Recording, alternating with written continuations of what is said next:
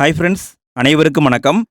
டிஎன்பிஎஸ்சியுடைய new சிலபஸில் திருக்குறள் பகுதியிலிருந்து 20 அதிகாரங்களை கொடுத்துருக்காங்க. அதில் பார்த்தீங்கன்னா கிட்டத்தட்ட ஒரு 6 அதிகாரம் மட்டும்தான் ஸ்கூல் புக்கில் இருக்குது. மீதம் எல்லாமே அவுட் சோர்ஸ் தான். நம்ம என்ன பண்ணியிருக்கோம்னா அந்த 6 அதிகாரங்களுக்கும் ஆல்ரெடி வீடியோ போட்டிருக்கோம். வீடியோ யூடியூப்பில் இருக்குது. நீங்கள் பார்க்கணுன்னா இந்த வீடியோக்கு கீழே ஃபஸ்ட்டு கமெண்ட்டில் லிங்க் இருக்குது. இந்த வீடியோவை பாருங்கள். பிடிச்சிருக்கு, யூஸ்ஃபுல்லாக இருக்குன்னா அந்த வீடியோவையும் பார்த்துருங்க. நம்ம இந்த வீடியோவில் ஈகை அப்படிங்கிற அதிகாரத்திலிருந்து நம்ம திருக்குறளை பார்க்க போகிறோம். திருக்குறளை எப்படி பார்க்க போகிறோம்னா, ஒரு குறளை எடுத்து அந்த குறளுக்கான விளக்கம் என்னன்னு பார்க்க போகிறோம். அதில் இருக்கிற சொல்லும் பொருளும் பார்க்க போகிறோம். அதிலிருந்து கேள்வி வந்தால் எப்படி வர வாய்ப்பு இருக்குன்னு பார்க்க போகிறோம். ரொம்ப சிம்பிளாக, எந்த அளவுக்கு என்னால் முடியுமோ அந்த அளவுக்கு சிம்பிளாக கொண்டு வந்திருக்கேன். வீடியோவை முழுமையாக பாருங்கள் ஃப்ரெண்ட்ஸ். இதில் பார்த்தீங்கன்னா மொத்தம் 10 திருக்குறள் இருக்குது. ஈகைனா என்னன்னு உங்களுக்கு தெரியும். ஈகைனா என்னங்க? கொடை. அதாவது பிறருக்கு கொடுக்கறது, தானம் கொடுக்கறது தான் ஈகை. அதை எப்படியெல்லாம் கொடுக்கணும் அப்படின்னு திருவள்ளுவர் சொல்கிறாருங்க. இதை நம்ம டிஎன்பிஎஸ்சிக்கு படிக்கணும் அப்படிங்கிறத விட நம்முடைய அன்றாட வாழ்க்கையில் நம்ம எப்படியெல்லாம் நடந்துக்கணும் அப்படிங்கிறத தெரிஞ்சுக்கிற மாதிரி படிங்க. அப்போ தான் மனசில் தங்கும். சரி, ஓகே, நம்ம வீடியோக்குள்ளே போகலாம். ஃபஸ்ட்டு திருக்குறள், வரியாருக்கு ஒன்று ஈவதே ஈகை. வரியாருக்கு ஒன்று ஈவதே ஈகை, மற்ற எல்லாம் குறியெதிர்ப்பை நீரது உடைத்து. இதில் என்ன சொல்கிறாருன்னா, கொடைனா என்னன்னு சொல்கிறாரு. அதாவது தானம் பண்ணுறோம்னா இல்லாதவங்களுக்கு கொடுக்கறது தான் அது உண்மையான தானம். மற்றவங்களுக்கு கொடுக்கறதெல்லாம் ஏதாவது ஒரு பிரதிபலனை எதிர்பார்த்து நம்ம கொடுக்கறது, அது தானம் கிடையாது அப்படின்னு திருவள்ளுவர் சொல்கிறாரு. இப்போ ஃபஸ்ட்டு குறளில் கொடைன்னா என்னங்கிறதுக்கான விளக்கமே கொடுத்துட்டாரு. இதுதான் கொடை அப்படின்னு சுருக்கமாக சொல்லிட்டாரு. இதை எப்படி எக்ஸாமில் கேட்கலாம் அப்படின்னா, இதில் இருக்கிற சொல்லும் பொருளும் கேட்கலாம். சொல்லும் பொருளும் பார்த்தீங்கன்னா, ஈகைன்னா கொடை, குறின்னா பயன். இந்த குறிங்கிறத வேணால் கேட்க வாய்ப்பு இருக்குது. குறின்னா பயன். அடுத்து பார்த்தீங்கன்னா, இதில் இருக்கிற மோனை, எதுகை இதை வேணால் கேட்க வாய்ப்பு இருக்குது. உங்களுக்கு தெரியும், மோனை அப்படின்னா முதல் எழுத்து ஒன்றி வருவது. இங்கே பாருங்கள், ஈவதே ஈகை வந்திருக்கு இல்லையா, இது மோனை. எதுகைனா 2ஆம் எழுத்து ஒன்றி வருவது. இந்த வரியாருக்கு குறியெதிர்ப்பை, இந்த ரீ வந்திருக்கு பார்த்தீங்களா, இது எதுகை. இப்படி தான் கேட்க வாய்ப்பு இருக்குது. இதை தாண்டி கேள்வி வர வாய்ப்பு இல்லை. அப்போ ஃபஸ்ட்டு திருக்குறளில் கொடைனா என்னங்கிறதுக்கான விளக்கம் கொடுத்துட்டாரு. அடுத்த திருக்குறளுக்கு போகலாங்களா? 2வது திருக்குறள், நல்லாறு எனினும் கொளல் தீது. நல்லாறு எனினும் கொளல் தீது, மேலுலகம் இல்லெனினும் ஈதலே நன்று. இதில் என்ன சொல்கிறாருன்னா, பிறர்கிட்டருந்து வாங்கிறது நல்ல விஷயந்தான். ஆனால் வாங்காத, வாங்கினா அது உனக்கு தீமை. அதே மாதிரி மேலுலகம் கிடைக்கல என்றாலுமே நீ தானம் பண்ணு. அதாவது சுருக்கமாக என்ன சொல்ல வர்றாருன்னா, பிறர்கிட்டருந்து வாங்காத, உன்னால் முடிஞ்ச அளவுக்கு தானம் பண்ணுப்பான்னு சொல்கிறாரு. இதான் 2வது திருக்குறள். இங்கிருந்து கேள்வி எப்படி வரலான்னா, நல்லாருன்னா என்னன்னு கேட்கலாம். நல்லாருன்னா நல்ல நெறி, நல்ல வழின்னு அர்த்தம். ஈதல்னா கொடுத்தல். ரொம்ப சிம்பிள் தானே. அப்போ 2வது திருக்குறளில் நீ மற்றவங்கிட்ட வாங்காத, உன்னால் முடிஞ்ச அளவுக்கு மற்றவங்களுக்கு கொடுன்னு சொல்கிறாரு. ஓகேங்களா, புரிஞ்சுதுங்களா? அடுத்த திருக்குறள் போலாமா? 3வது திருக்குறள், இலன் என்னும் எவ்வம் உரையாமை. இலன் என்னும் எவ்வம் உரையாமை, ஈதல் குலனுடையான் கண்ணேயுல. இதில் என்ன சொல்கிறாருன்னா, ஒருத்தர் நம்மகிட்ட ஒரு தானத்தை வாங்க வந்துட்டார். வந்து நிற்கிறாரு. அவர் சொல்லலை. அவர் சொல்லி நம்ம பரிதாபப்பட்டு அப்புறம் கொடுக்கறத விட, அவர் வந்து நிற்கும் பொழுதே எதுக்காக வந்திருக்காருன்னு கண்டுபிடிச்சி உடனே கொடுத்துரு. அவரை சொல்கிற அளவுக்கு நடந்துக்காத, காக்க வைக்காதன்னு திருவள்ளுவர் சொல்கிறாரு. இலன் என்னும் எவ்வம் உரையாமை, ஈதல் குலனுடையான் கண்ணேயுல. இதுதான் அர்த்தம். அதாவது இப்படி பண்ணுறவன் நல்ல குடியில் பிறந்தவன். ஸோ என்ன சொல்கிறாரு, இன்டைரக்டாக நீ நல்ல குடியில் பிறந்தவன் மாதிரி இருந்தால் அப்படிலாம் பண்ணுப்பான்னு சொல்லி நம்மளை திட்டுறாரு. திட்டல, அட்வைஸ் பண்ணுறாரு. சரிங்களா? அப்போ இதுதான் அர்த்தம். இதில் பொருள் பார்த்தீங்கன்னா, எவ்வம் அப்படின்னா துன்பம், துயர் அப்படின்னு அர்த்தம். புரியுதுங்களா? அடுத்து 4வது திருக்குறள், இன்னாது இரக்கப்படுதல் இறந்தவர் இன்முகம் காணும் அளவு. இன்னாது இரக்கப்படுதல் இறந்தவர் இன்முகம் காணும் அளவு. இதுக்கான அர்த்தம் என்னன்னு பார்த்தீங்கன்னா, ஒருத்தர் நம்மக்கிட்ட ஒரு யாசகம் கேட்க வந்துட்டார். ஒரு தானம் கேட்டு வந்துட்டாருன்னு வச்சுக்கோங்களேன். அவர் சொல்லும்போது அவருக்கும் கஷ்டம், அதை கேட்கும்போது நமக்கும் கஷ்டம். அப்படியெல்லாம் நீ நடந்துக்காதப்பா. அவர் சந்தோஷப்படுற அளவுக்கு உடனே நீ பண்ணிரு. அவரை பார்த்த உடனே இதுதான் வந்திருக்காரு கண்டுபிடிக்கிறீங்க, அவர் சந்தோஷப்படுற அளவுக்கு பண்ணுறீங்க, உடனே பண்ணிடுங்க. அவருடைய முகம் மகிழ்ச்சி அடைய வேண்டும் அப்படின்னு திருவள்ளுவர் சொல்கிறாரு. இதில் பொருள் அப்படின்னு பார்த்தீங்கன்னா, இன்னாதுன்னா என்னன்னு கேட்கலாம். துன்பம் தீது, இன்முகம்னா மலர்ந்த முகம். ரொம்ப சிம்பிள் தான்.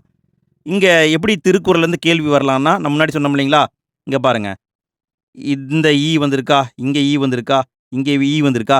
இதெல்லாம் பார்த்தீங்கன்னா, இது மோனையிலேயே ஒரு டைப்புங்க. அதாவது முதல் எழுத்து ஒன்றி வந்தால் மோனை. இப்படி வந்தா அது என்ன டைப்பான மோனைங்க? நீங்க மோனைய பத்தி டீட்டெயிலா படிக்கணும்னா, பழைய சமச்சீர் புத்தகம் 10ஆம் வகுப்புல இருக்கு. இணை மோனை, பொழிப்பு மோனை, ஒருவு, கூழை, மேற்கதுவாய், கீழ்க்கதுவாய், முற்று மோனை இப்படி நெறைய டைப் இருக்கு. அது என்னங்கிறத படிச்சு வச்சுக்கோங்க. இந்த டைப் என்னன்னு தெரியுமா உங்களுக்கு? அதாவது முதல் வார்த்தையில ஃபர்ஸ்ட் எழுத்து, 2வது வார்த்தையில ஃபர்ஸ்ட் எழுத்து, 4வது வார்த்தையில ஃபர்ஸ்ட் எழுத்து வந்திருக்கு. ஒரே மாரி வந்திருக்கு. இது என்ன டைப்பான மோனை? தெரிஞ்சவங்க கமெண்ட்ல போட்டு விடுங்க. தெரியாதவங்க பார்த்து தெரிஞ்சுக்கோங்க. பழைய சமச்சீர் புத்தகம் 10ஆம் வகுப்பு படிச்சு இன்னும் டீட்டெயிலா தெரிஞ்சுக்கோங்க. சரி, ஓகே. அடுத்த திருக்குறள் பார்க்கலாமா? அடுத்து 5வது திருக்குறள். "ஆற்றுவார் ஆற்றல் பசி ஆற்றல், அப்பசியை மாற்றுவார் ஆற்றலின் பின்." ஆற்றுவார் ஆற்றல் பசி ஆற்றல், அப்பசியை மாற்றுவார் ஆற்றலின் பின். இந்த திருக்குறள் என்ன சொல்றாரு அப்படின்னா, அதாவது ஆற்றுவார் ஆற்றல் பசி ஆற்றல்னா, பசி இல்லாம இருக்கிறவங்க யாருங்க? முனிவர்கள் இருப்பாங்க, சித்தர்கள் இருப்பாங்க. அவங்களுக்கு பசிக்கவே பசிக்காது. அவங்கள விட வலிமை வாய்ந்தவங்க யார் தெரியுங்களா? பசி வந்தவங்களுக்கு சாப்பாடு குடுத்து, அந்த பசியை நீக்குபவர்கள். பசிக்குதுன்னு யாராவது வராங்க, அவங்களுக்கு சாப்பாடு போட்டு, அவங்க பசிய அடக்குறாங்க பார்த்தீங்களா? அவங்க தான் சிறந்தவர்கள். முனிவர்களை விட அவங்க சிறந்தவங்க அப்படின்னு திருவள்ளுவர் சொல்றாரு. இதுக்கான கேள்வி எப்படி வரலான்னு பார்த்தீங்கன்னா, சொல்பொருள் கேட்கலாம். ஆற்றுவார்னா, செய்ய துணிந்ததை செய்து முடிப்பவர். இப்படிலாம் கேட்க வாய்ப்பு ரொம்ப கம்மிதாங்க. சரி, ஓகே. இந்த திருக்குறளுக்கு அர்த்தம் இதுதான். முனிவர்களை விட பசிக்காக உணவு கொடுப்பவர்கள் சிறந்தவர்கள். இத எக்ஸாம்ல கேட்கலாம். முனிவர்களை விட உயர்ந்தவர்கள் என திருவள்ளுவர் யாரை குறிப்பிடுகிறார்? அப்படின்னு கேட்கலாம். பசிக்கு உணவு கொடுப்பவர்கள். அடுத்து 6வது திருக்குறள் பாருங்க. "அற்றார் அழிபசி தீர்த்தல் அஃதொருவன் பெற்றான் பொருள்வை புலி." அற்றார் அழிபசி தீர்த்தல் அஃதொருவன் பெற்றான் பொருள்வை புலி.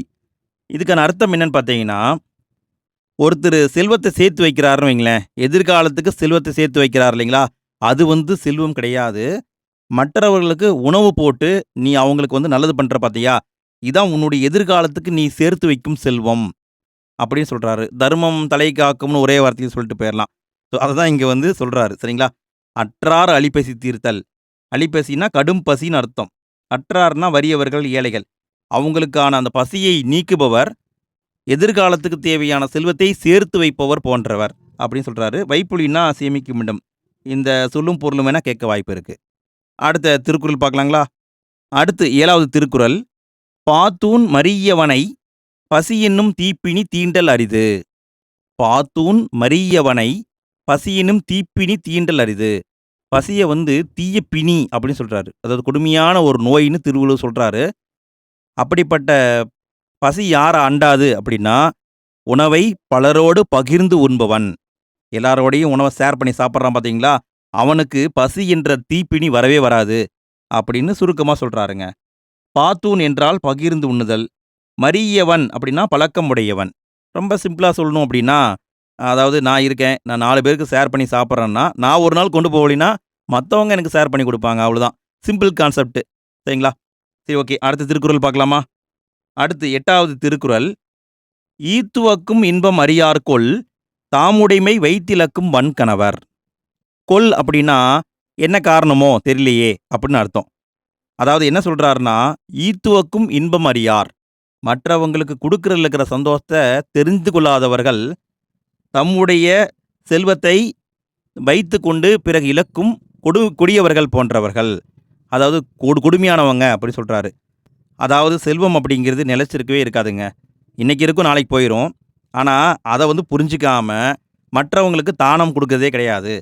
இவங்களுக்கு ஏன் இப்படி பண்றாங்க அப்படின்னு தெரியலையே அப்படின்னு சொல்லி அவரு கேள்வி கேட்டுக்கிற மாரி இந்த குறள் அமைச்சிருக்காரு. புரியுதுங்களா? இங்க எக்ஸாம்ல எப்படி கேட்கலாம்னா, வன்கணவர்னா யாருன்னு கேட்கலாம். வன்கணவர் என்றால் கொடியவர் என்று அர்த்தம். ஓகே. அடுத்த திருக்குறள் போலாமா? அடுத்து 9வது திருக்குறள். "இரத்தலின் இன்னாது மன்ற நிரப்பிய தாமே தயிர் உணல்." இரத்தலின் இன்னாது, அதாவது இன்னாது அப்படின்னா துன்பம்னு அர்த்தங்க. அதாவது யாசகம் கேட்கறது, தானம் கேட்கறது, அதை விட துன்பமானது என்ன தெரியுமா? அதாவது யாருக்கும் தராம நாமளே வச்சு சாப்பிடுவோம் அப்படிங்கிறது. யாருக்கும் கொடுக்காம நாமே அனுபவிப்போம் அப்படின்னு நினைக்கிறது. இந்த யாசகம் கேட்குறாங்க இல்லைங்களா? அதை விட துன்பமானது அப்படின்னு திருவள்ளுவர் சொல்றாரு. அடுத்து 10வது திருக்குறள். சாதலின் இன்னாது இல்லை இனிது அதவும் ஈதல் ஈயா கடை. அதாவது என்ன சொல்றாருன்னா, நம்ம சாகரம் பார்த்தீங்களா? சாகரம் தான் உலகத்திலேயே ரொம்ப கொடுமையானது. ஆனா, அதை விட கொடுமையானது என்ன தெரியுமா? அதை விட கொடுமையானது வறியவர்களுக்கு பொருள் கொடுக்க முடியாத நிலை. ஒருத்தர் வந்து நம்மகிட்ட கேட்குறாரு, கொடுக்க முடியல. கொடுக்க முடியலங்கிற நிலை சாவதை விட கொடுமையானது அப்படின்னு சொல்றாருங்க. ஓகே. இதில் சொல்லும் பொருளும் பார்த்தீங்கன்னா, இன்னாது அப்படின்னா துன்பம், ஈதல்னா கொடுத்தல், ஈயா கடைனா முடியாத நிலை வந்தும் அப்படின்னு அர்த்தம். ஓகே. 10 திருக்குறள் பார்த்துட்டோம் இல்லைங்களா? நீங்கள் இன்னும் 2, 3 முறை இந்த வீடியோவை போட்டு கேட்டிங்கன்னா உங்கள் மனசில் அப்படியே பதிஞ்சிரும். சரி, அடுத்து நம்ம என்ன பார்க்க போகிறோம்னா, இதிலிருந்து கேள்வி வந்தால் எப்படி வர வாய்ப்பு இருக்குது அப்படின்னு பார்க்க போகிறோம். ஒன்று ஒன்றா பார்க்கலாம். ஃபர்ஸ்ட் கேள்வி, திருவள்ளுவர் கூற்றின்படி சாவை விட கொடுமையானது எது? திருவள்ளுவர் கூற்றின்படி சாவை விட கொடுமையானது என்னங்க? வறியவருக்கு கொடுக்காமல் இருப்பது. அடுத்து 2வது கேள்வி, வன்கணவர் என்ற சொல்லின் பொருள் என்ன? வன்கணவர் என்ற சொல்லின் பொருள் கொடியவர். வன்கணவர்னா கொடியவர். அடுத்து 3வது கேள்வி பொறுத்துக. இதுக்கான பதில், அற்றார் என்றால் வறியவர், வைப்புலி என்றால் சேமிக்கும் இடம், குறி என்றால் பயன், எவ்வம் என்றால் துன்பம். அடுத்து 4வது கேள்வி, திருவள்ளுவர் கூற்றின்படி முனிவர்களை விட மேலானவர் யார்? திருவள்ளுவர் கூற்றின்படி முனிவர்களை விட மேலானவர் பசியை போக்குபவர். பசியை போக்குபவர். அடுத்து 5வது கேள்வி, சரியான திருக்குறளை தேர்வு செய்க. இப்படி மாற்றி மாற்றி போட்டுருவாங்க. கரெக்டாக நம்ம கண்டுபிடிச்சு சொல்லணும். இதுக்கான பதில், அற்றார் அழிப்பசி தீர்த்தல் அஃதொருவன் பெற்றான் பொருள்வை புலி. இதுதான் கரெக்டுங்க. அற்றார் அழிப்பசி தீர்த்தல் அஃதொருவன் பெற்றான் பொருள்வை புலி. இதுதான் கரெக்டாக வந்திருக்கு. அடுத்து 6வது கேள்வி, வறியாருக்கு ஒன்று ஈவதே ஈகை மற்றியெல்லாம் குறியெதிர்ப்பை நீரது உடைத்து. இதில் வந்திருக்கிற மோனை சொற்கள் என்னன்னு கேட்டிருக்காங்க. மோனைனா முதல் எழுத்து ஒன்றி வருவது. இங்கே இருக்கிற ஈவதே ஈகை இந்த இரண்டும் தான் அதுங்க. ஈவதே ஈகை இந்த இரண்டும் தான் மோனை சொற்கள். அடுத்து 7வது கேள்வி, சரியான கூற்றை கண்டறிக. கூற்று 1, பிறரிடம் இருந்து பொருள் பெற்றுக்கொள்ளுதல் தீமையாகும்.